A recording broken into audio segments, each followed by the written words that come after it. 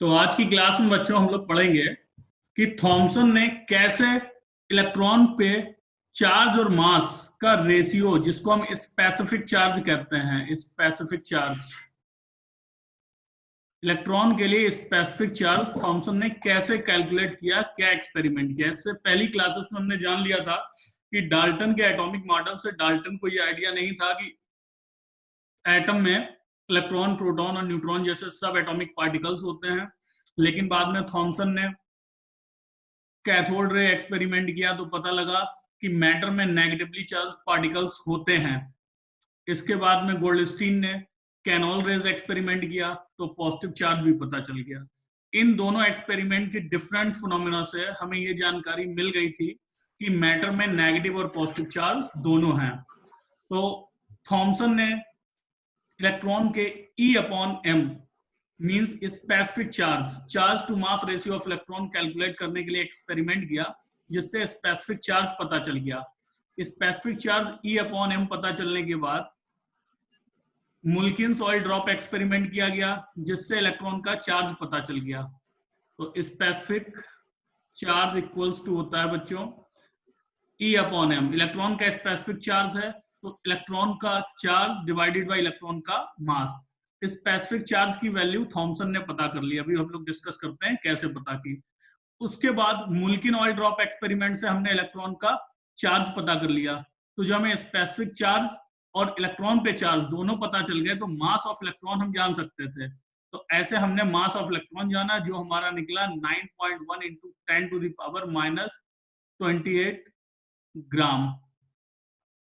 तो हम जानते हैं कि थॉमसन ने क्या एक्सपेरिमेंट किया, कैसे निकाला इलेक्ट्रॉन का स्पेसिफिक चार्ज। देखते हैं।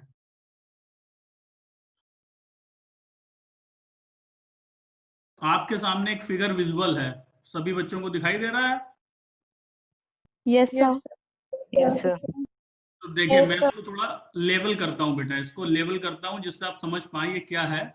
ये कैथोड रे एक्सपेरिमेंट है, ये एक कैथोड रे एक्सपेरिमेंट है। डिस्चार्ज ट्यूब है, अभी तक आपने यहां तक की डिस्चार्ज ट्यूब पढ़ी थी केवल। इसमें ये कैथोड है, ये हमारा कैथोड है जो नेगेटिव इलेक्ट्रोड है, और ये एनोड है। एनोड में क्या है बच्चों?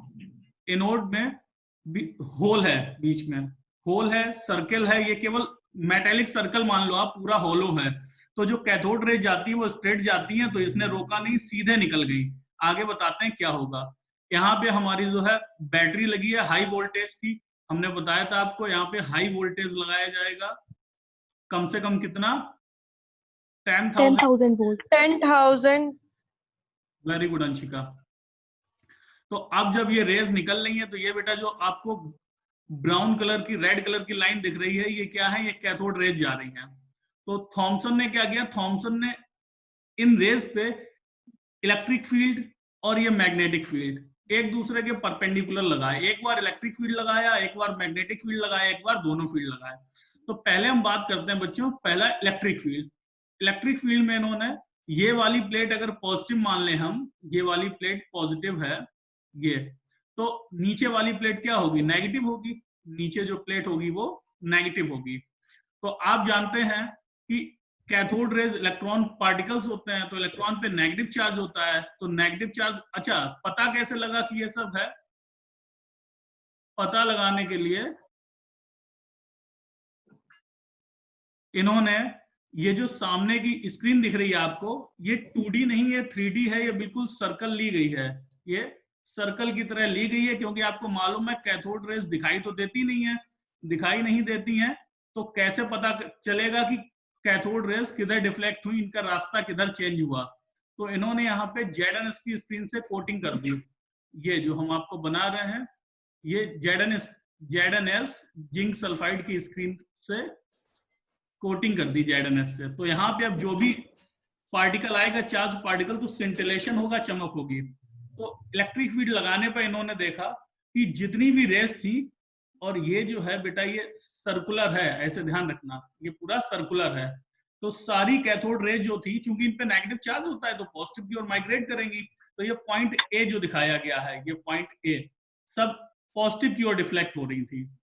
इसके बाद इन्होंने मैग्नेटिक फील्ड लगाया, मैग्नेटिक फील्ड में ऊपर साउथ पोल लगाया, नीचे नॉर्थ पोल लगाया, तो देखा कि अब इलेक्ट्रिक फील्ड नहीं लगा है, इससे इलेक्ट्रिक फील्ड हटा हुआ मानिए, केवल मैग्नेटिक फील्ड लगाया है साउथ पोल और नॉर्थ पोल। तो इन्होंने देखा कि कैथोड रेज जो हैं वो नॉर्थ पोल की ओर डिफ्लेक्ट हो गई, यहाँ पे सेंटिलेशन मिल रहा था इसके सामने, ठीक है, अलग अलग लगा लिए।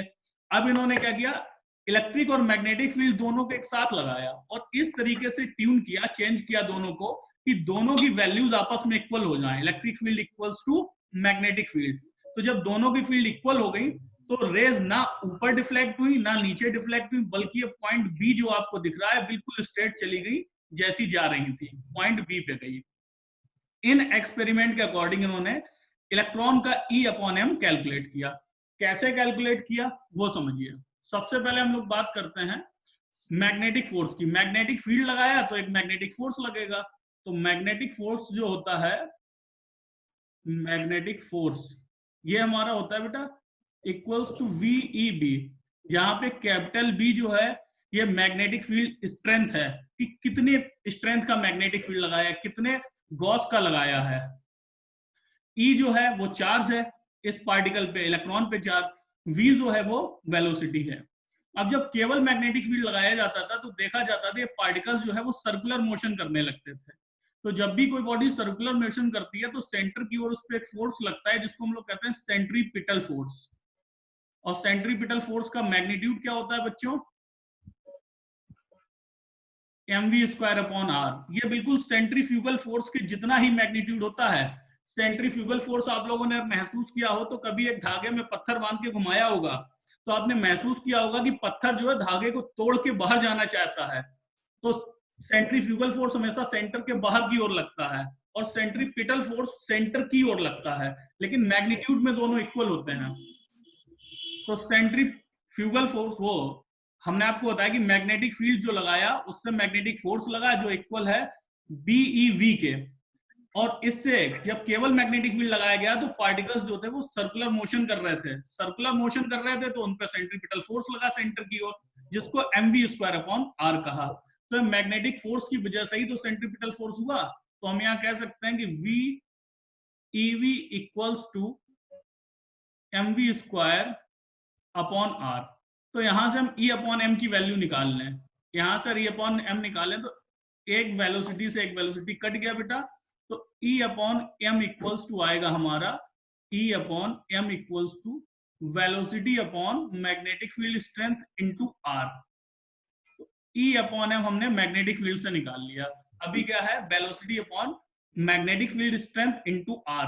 अब मैग्नेटिक फील्ड स्ट्रेंथ भी तो हमें पता है कि कितनी पावर का हमने मैग्नेटिक फील्ड लगाया, और r जो है वो इस सर्कल की रेडियस है, ये भी हमें पता हो जाएगी, हमारा एपरेटस है। लेकिन हमें पता क्या नहीं है, वेलोसिटी, किस वेलोसिटी से इलेक्ट्रॉन घूम रहे हैं। तो अभी हम ये क्वेश्चन नहीं यूज कर सकते हैं E/m कैलकुलेट करने के लिए। तो अब क्या किया गया, अब हम लोग नेक्स्ट वाली स्लाइड में बताते हैं कि अब इसके बाद r, तो यहाँ पे हमें कैपिटल V और r कैलकुलेट क्या करना है, हमें E/m कैलकुलेट करना है। कैपिटल V कितनी मैग्नेटिक फील्ड स्ट्रेंथ है हम जानते हैं, जितनी हमने लगाई होगी। रेडियस कितनी है हमारे इंस्ट्रूमेंट की हम जानते होंगे, लेकिन वेलोसिटी ऑफ पार्टिकल हम वहां कैलकुलेट नहीं कर पाएंगे, तो अभी इस इक्वेशन से हम नहीं निकाल सकते हैं। अब कंडीशन क्या लगाइए कि इन्होंने, दोबारा दिखाते हैं आपको, इन्होंने किया था कि एक साथ जब इलेक्ट्रिक फील्ड और मैग्नेटिक फील्ड दोनों लगाए तो पार्टिकल कहीं डिफ्लेक्ट नहीं हो रहे थे, बिल्कुल सीधे जा रहे थे, बिल्कुल सीधे। तो यही मेन कंडीशन है कि इलेक्ट्रिक और मैग्नेटिक फील्ड को आप क्या कर दें, इक्वल कर दें। आपको करना है इलेक्ट्रिक और मैग्नेटिक फील्ड को इक्वल। तो मैग्नेटिक फोर्स तो आपको पता ही है ये होता है, तो यहां हम लोग कर दें magnetic force equals to electrical force. तो मैग्नेटिक फोर्स क्या है हमारा V इंटू वी, और इलेक्ट्रिक फोर्स क्या होता है, ये होता है capital E into small E. अब स्मॉल ई तो चार्ज इलेक्ट्रॉन पे, E क्या है, E है हमारा कैपिटल E है इलेक्ट्रिक फील्ड स्ट्रेंथ, कि इलेक्ट्रिक फील्ड कितनी स्ट्रेंथ का लगाया है, इलेक्ट्रिक फील्ड स्ट्रेंथ कितनी स्ट्रेंथ का इलेक्ट्रिक फील्ड लगाया है। तो यहां से अगर हम लोग देखें तो यहां से हम V की वैल्यू निकाल सकते हैं वेलोसिटी की, इसकी। तो V इक्वल्स टू हो जाएगा हमारा capital E into small E upon capital V into small E. इसे ही काट देंगे तो v इक्वल्स टू हो जाएगा e upon capital we. v की वैल्यू क्या करें, v के जो वैल्यू है इसको हम इक्वेशन इसे फर्स्ट मान लें। तो सब्स्टिट्यूटिंग